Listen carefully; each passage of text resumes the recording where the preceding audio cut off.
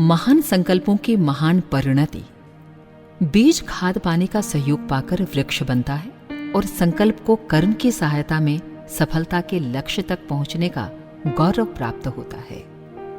इच्छाएं सभी की उठती हैं, मन सभी चलाते हैं। ऊंची उड़ानें उड़ने और रंग बिरंगे सपने देखने वालों की कमी नहीं। उपलब्धियों और विभूतियों के लिए ललचाते रहने वाले लोगों की ही बहुलता है। इनमें अधिकांश को मनोरथों की पूर्ति न होने के कारण खिन्न और निराश ही देखा जाता है। कल्पनाएं स्वप्न हैं, मनोरंजन भर उनसे हो सकता है।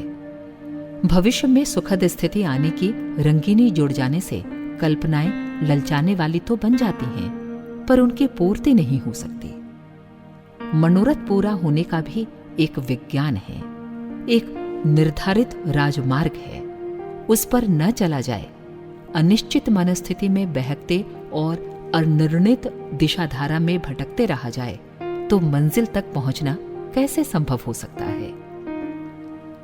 महत्वपूर्ण सफलता पाने के लिए वही रीति नीति अपनानी पड़ती है जिसे बुद्धिमान किसान अपनाते और धन धान्य से कोठे भरते हैं। कृषि कर्म में बीजारोपण मुख्य है। कितने दिनों में क्या फसल उपजेगी, इसकी एक रूपरेखा उसी दिन बन जाती है जिस दिन बीज बोया जाता है। जो बीज बोया गया है उसके उगने से लेकर पकने तक की एक सुनिश्चित रूपरेखा होती है। उसके लिए कब, क्या, किस परिमाण में साधन जुटाने और श्रम लगाने की आवश्यकता पड़ेगी, इसका एक व्यवस्थित चित्र सामने होता है। उसकी पूर्ति के लिए क्रमबद्ध प्रयत्न होते रहते हैं। प्रगति की दिशा में बढ़ने तथा सफलता तक पहुंचने का पथ प्रशस्त होता रहता है। प्रत्येक छोटे बड़े काम में यही रीति नीति अपनानी पड़ती है। महान कार्यों में तो इस उपक्रम को और भी अधिक दृढ़तापूर्वक अपनाना पड़ता है। बीजारोपण की उपमा संकल्प से दी जा सकती है। संकल्प का तात्पर्य कल्पना की रंगीन उड़ानों से ऊंचा उठकर किसी लक्ष्य तक पहुंचने के लिए सुनिश्चित निर्धारण करना है। इसके उपरांत उसे पूरा करने के लिए जो लंबी मंजिल पार करनी है, जो साधन जुटाने हैं, उनका स्वरूप सामने आता है। सामने स्पष्ट रूपरेखा होने और साधनों एवं परिस्थितियों को देखते हुए उसे किस गति से कितने समय में पूरा करना है, ये तथ्य सामने आता है। आवश्यकता की स्पष्टता प्रेरणा देती है कि सफलता का मूल्य चुकाने के लिए अभीष्ट तत्परता बरती जाए। इन्हें जुटाने के लिए तत्परता बरती जाती है तो सफलता निकट खिंचती चली आती है। लक्ष्य की दूरी घटने और मनोरथ को पा लेने का यही सनातन मार्ग है। इसमें कम में अनायास अप्रत्याशित रूप से उपलब्धियां किसी के घर में छप्पर फाड़कर बरस पड़ी हों, ऐसा तो कदाचित ही कभी कभी अपवाद रूप में देखने को मिलता है। हम सब नवयुग के उपासक हैं, सतयुग के अवतरण की प्रतीक्षा करते हैं। वर्तमान विपन्नता हमें अरुचिकर और असह्य है। अवांछनीयताएं व्यक्ति और समाज पर बेतरह लद गई हैं। उन्होंने संतुलन बिगाड़ कर रख दिया है। सुख शांति अभीष्ट है, पर सामने शोक संताप ही आ खड़े होते हैं। सोचते ऊपर उठने की है, पर दुर्भाग्य की विडंबना उल्टे दलदल की कीचड़ में धकेलती दबोचती चली जाती है। स्थिति निराशाजनक है। प्रगति की उपेक्षा करते हैं, पर हाथ में दुर्गति ही लगती है। इस स्थिति को बदलने की आवश्यकता सर्वत्र अनुभव की जा रही है। अंधकार से प्रकाश की ओर चलने और पतन को उत्थान में परिवर्तित करने की आकांक्षा जन जन की है। यही है समय की पुकार। इसे पूरा करने के लिए जागृत आत्माओं को ही अग्रिम पंक्ति में खड़ा होना होगा। वही हो भी रहा है। युग निर्माण परिवार के परिजन इन दिनों युग परिवर्तन की मुहिम संभाले हुए हैं। लंबी मंजिल इन थोड़े ही दिनों में मिलजुल कर पार कर ली गई है। जो शेष है उसकी सफलता का सुनिश्चित आश्वासन नियति ने दिया है। ये विश्वास दिनों दिन सुदृढ़ होता जाता है कि शांति का युग आकर रहेगा। मानवीय गतिविधियों में शालीनता का समावेश होगा। अपनी इसी धरती पर सुख शांति की परिस्थितियां उत्पन्न होंगी। हर किसी के लिए हंसते हंसाते स्नेह और संतोष से भरा पूरा जीवन बिता सकने का अवसर रहेगा। साधनों की न पहले कमी थी और न अब है और न भविष्य में रहने वाली है। कमी सज्जनता की पड़ रही है। उसे पूरा करने के लिए जागृत आत्माओं की, प्राणवान आदर्शवादियों की सक्रियता नियोजित होगी तो कोई कारण नहीं कि उज्जवल भविष्य की संरचना के लिए नियोजित हो रहे प्रयास सफलता के लक्ष्य तक न पहुंचे। युग निर्माण योजना के प्रयत्नों ने स्वल्प काल में ही सत्प्रवृत्तियों के संवर्धन के लिए प्रयासों को आशातीत सफलता के स्तर तक पहुंचाने का कीर्तिमान स्थापित किया है। जो हो चुका है उसका परिचय जिन्हें भी है, वे विश्वास करते हैं कि सृजन शिल्पियों के प्रस्तुत प्रयत्न कल नहीं तो परसों अपनी धरती पर सुख शांति की परिस्थितियों का अवतरण करके रहेंगे। निराशा का कुहासा घटते हुए और आशा भरा प्रकाश मुस्कुराते हुए हम सब अपनी इन्हीं आंखों से प्रत्यक्ष देख रहे हैं। जो गहराई से नहीं देख सकते और लक्ष्य तक नहीं पहुंच सकते, उनके लिए ये कोई दैवी वरदान या सिद्ध चमत्कार हो सकता है। पर जिन्होंने प्रगति का विधान पढ़ा है और सफलताओं की पृष्ठभूमि समझी है, उनके लिए इसमें कुछ भी अद्भुत, अनुपम, अप्रत्याशित दिखाई नहीं पड़ता।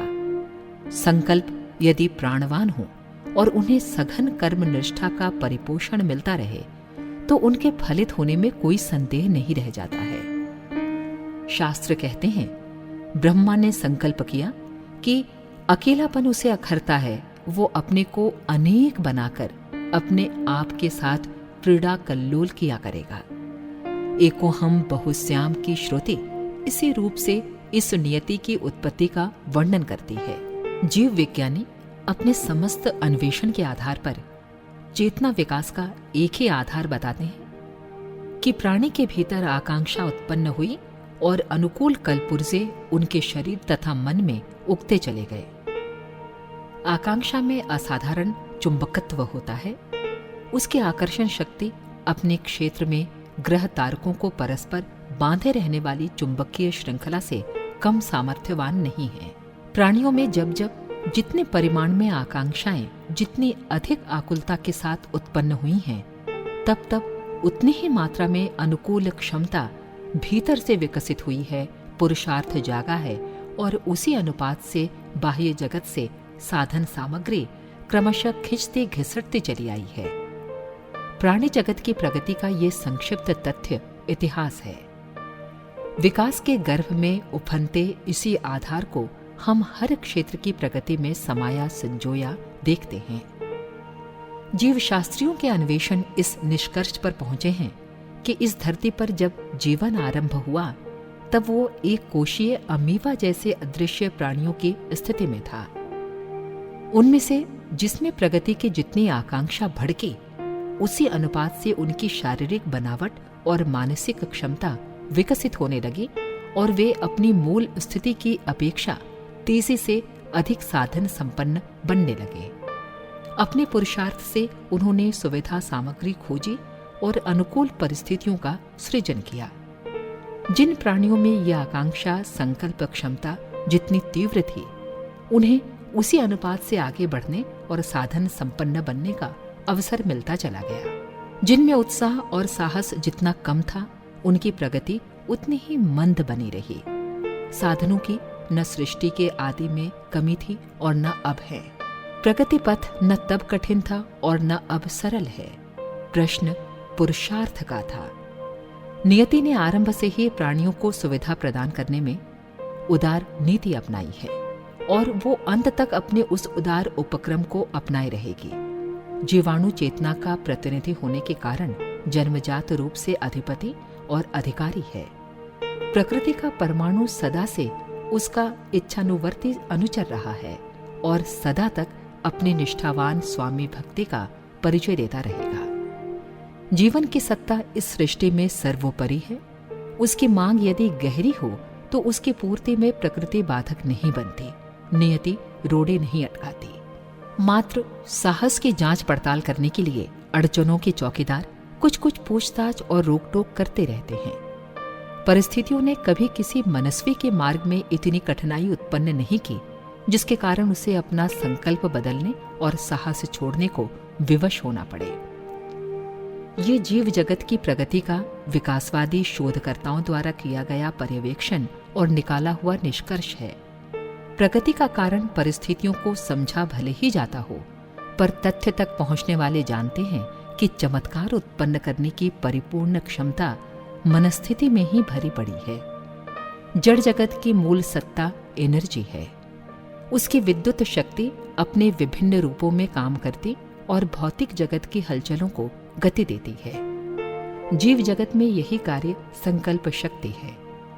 प्राणियों का भूतकाल तत्वतः उनकी तत्कालीन मनस्थिति का ही लेखा जोखा है। आज भी जो जिस स्थिति में रह रहा है वो अपने ही संकल्पों का दंड पुरस्कार भोगता है। भविष्य में जिसका जो बनेगा उसमें उथली मान्यता साधनों और परिस्थितियों को श्रेय या दोष देती रह सकती है। वस्तुतः जो कुछ होने जा रहा है उसमें मनुष्यों की भली बुरी आकांक्षाएं ही विकास या विनाश के आधार खड़ा करेंगी। मनुष्य अपने भाग का निर्माता आप है। इस सत्य के पीछे एक ही तथ्य काम करता है कि वो संकल्प शक्ति की प्रचंड ऊर्जा से सुसंपन्न है। वो ऊर्जा इतनी प्रखर है कि सामान्य दिखने वाला व्यक्ति उसके सहारे महामानवों की ऐतिहासिक भूमिका निभाने में सहज ही समर्थ बन जाता है।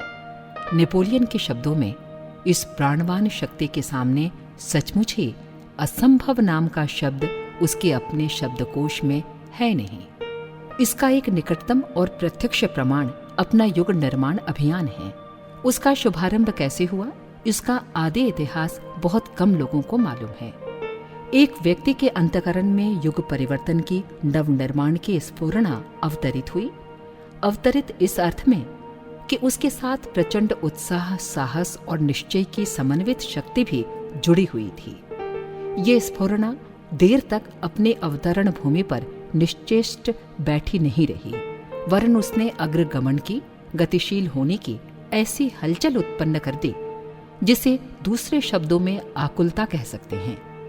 यह आकुलता न तो अंधी थी और न ही अनिश्चित। उसने अपना एक स्वरूप और कार्यक्रम बनाया, दिशा धारा का निश्चय किया। उसी की परिपक्वता युग निर्माण योजना है। इस क्रांतिकारी तूफान का प्रथम दर्शन अपने सर्वविदित बहुचर्चित युग निर्माण सत्संकल्प में हुआ। सर्वप्रथम यही है अपने मिशन अभियान का अरुणोदय, प्रभात दर्शन। इसके बाद का सारा घटनाक्रम लगभग वैसा ही है जैसा कि सूर्य का अग्निपिंड क्रमशः ऊंचा चढ़ता, प्रखर होता और ऊर्जा बिखेरता चला जाता है। अभियान के 30 वर्षों के इतिहास को एक शब्द में सत्संकल्प का विकास विस्तार कह सकते हैं। विचार, पूर्ण दृढ़ निश्चय जब कर्म निष्ठा के साथ जुड़ते हैं तो उनकी अग्रगामी गतिशीलता आंधी तूफान जैसी होती है। संकल्प का दूसरा चरण गायत्री यज्ञ की क्रिया प्रक्रिया के साथ प्रारंभ होता है। हवन अग्निहोत्र तो पहले भी होते थे। उस सांस्कृतिक क्रियाकृत्य का प्रचलन चिरकाल से चला आया है, पर युग निर्माण मिशन ने उसमें ऐसे अद्भुत तथ्य का समावेश किया जिससे गायत्री यज्ञ और युग निर्माण अभियान को एक दूसरे का पूरक बनने की स्थिति उत्पन्न हो गई। मिशन के द्वारा नियोजित गायत्री यज्ञ की अपनी मौलिक विशेषता है, इसलिए उन्हें पंडिताओं अग्निहोत्रों के समतुल्य होते हुए भी तथ्यतः सर्वथा भिन्न भी समझा जा सकता है।